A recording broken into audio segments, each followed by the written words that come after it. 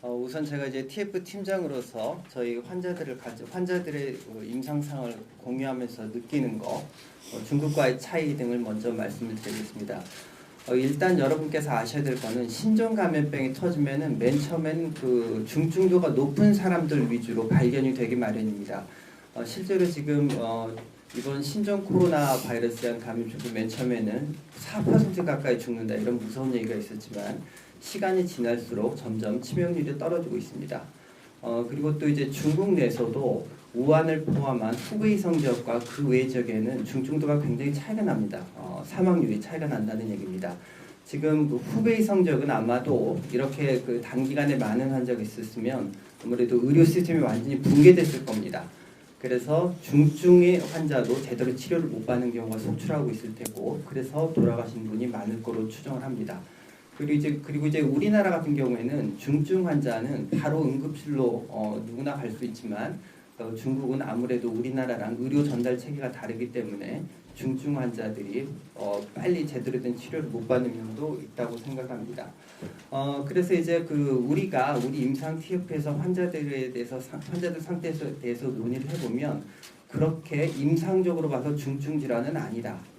우리가 이제 메르스 때는 인공호흡기를 하던 환자도 있었고 에크모를 하는 환자도 많이 있었고 또 신장 기능이 망가져서 투석을 하는 환자도 많았습니다. 근데 이제 오늘도 저희가 임상 TF에서 회의를 하면서 확인한 결과 그렇게 중증으로 갈 환자는 아직까지는 없어 보인다라고 추정이 됩니다.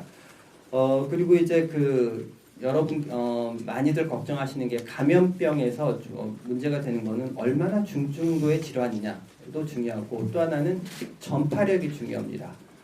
근데 이제 방금도 말씀드렸던 것처럼 중증도는 그렇게 높지 않은 대개 이제 병원에서 치료를 받으면 거의 대부분 문제없이 회복될 만한 중증도는 낮은 질환입니다. 근데 이제 전파력하고 관련해서 이제 해야 될 말씀이 있는데 전파력을 얘기할 때 요즘 R0 값이라는 얘기를 많이 들어보셨을 겁니다. 그러니까 환자 한 사람이 얼마나 많은 추가 환자를 만들어내느냐 이게 R0 값인데 R0 값이 사스에서는 한 3 정도로 추정이 됐었고 메르스는 원내 감염에서는 한 4, 그다음에 원외 감염에서 한 0.6. 그리고 이번 신종 코로나 바이러스는 전문가들마다 의견이 좀 다르겠지만 대개는 2 정도로 추측이 됩니다. 그러면 이렇게 한 사람이 만들어내는 추가 환자 수가 그렇게 오히려 사스보다 떨어지는데 왜 이렇게 빨리 퍼져나가느냐? 그건 세대기라는 게 있습니다. 세대기라는 거는 첫 환자가 2차 환자를 만들어내고 2차 환자가 3차 환자를 만들어내는 시간까지 기간입니다. 이 세대기가 짧을수록 전염병이 더 빨리 많이 확장하는 경향이 있습니다. 저희 임상가들이 이제 토의를 해본 결과 중증도는 기존에 있던 사스나 메르스에 비해서 훨씬 떨어진다. 그러나 세대기가 조금 그보다 짧은 경향이 있어서 더 빨리 퍼져나가는 게 아니냐라는 이런 생각을 하고 있습니다. 그리고 이제 저희가 지금 환자가 좋아지면 퇴원도 생각해야 되는데 어떤 기준으로 퇴원을 시킬 것이냐 이것도 저희가 고민을 하고 있는데 아마 이제 저희가 듣기로는 질병관리본부에서는 메르스와 비슷한 기준으로 해서 일단 퇴원을 시킬 거로 알고 퇴원을 시킨다라고 잠정적으로 생각을 하고 있는 것 같습니다. 저희가 환자를 보면서 느끼는 게 이 환자들이 메르스에 비해서 바이러스가 빨리 떨어지는 것 같습니다. 그렇기 때문에 메르스 기준으로 퇴원시켰을 때 실제로 퇴원 이후에도 바이러스가 계속 나와서 문제되는 환자는 거의 없을 것으로 생각합니다. 그리고 이제 가장 또 관심이 있는 게 이제 치료약이겠죠. 치료약.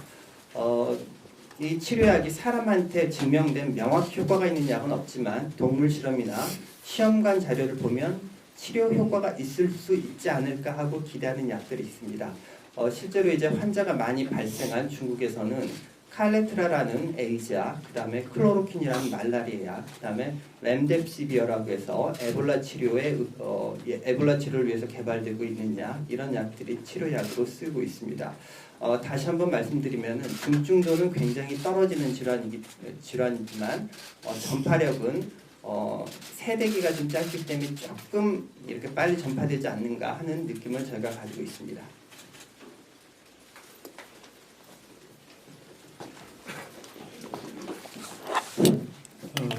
지금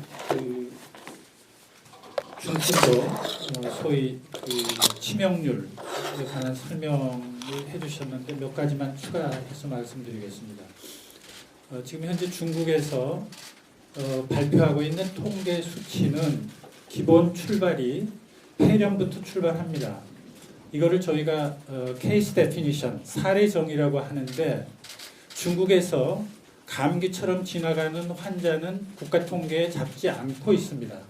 그거는 무슨 말씀이냐 하면 우리가 케이스 페이탈리티 레이시오, 분자 분모가 있는데 분모에 들어가는 수치들이 가벼운 거는 다 빠지고 폐렴 환자들만 분모에 들어가 있습니다. 따라서 분자도 폐렴에서 출발했기 때문에 당연히 중증도 사망 환자가 많을 수밖에 없어서 만일에 이거를 우리나라에 그대로 대입한다면 훨씬 높은 치사율이 될 수밖에 없다는 걸 먼저 말씀드리겠습니다.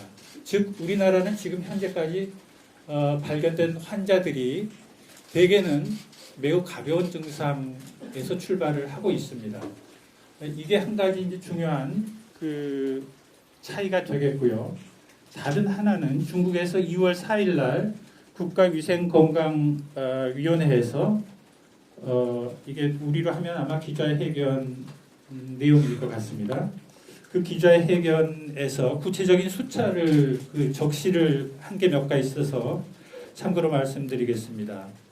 우한 지역에서 중국의 규정대로 한 사망률은 우한 지역에서 4.9%, 후베이성에서는 3.1%, 그리고 전국적으로는 2.1%. 그러나 후베이성을 제외한 전 지역에서는 0.16%라고 얘기했습니다. 그 다음에 저희가 다시 조금 눈여겨봐야 될 그 대목을 또 그 회견에서 설명했는데요. 왜 그럼 이렇게 우한 지역에서 초기에 사망률이 높았는가에 대한 설명을 했습니다. 그 설명에 따르면 우한 지역에는 그 소위 집중 치료를 할 수 있는 우리 같으면 아마 3차 병원, 대학병원, 전문병원에 해당하는 그런 병원이 3개가 있고 이 3개 병원에 중환자 치료 베드가 110개 뿐이었다고 합니다. 그러니까 환자는 갑자기 밀려드는데 중환자 치료를 제대로 할 수 없는 그런 그 의료 시스템의 과부하가 걸리면서 제대로 치료받지 못한 환자들이 상당수 있었던 걸로 그렇게 설명을 하고 있습니다.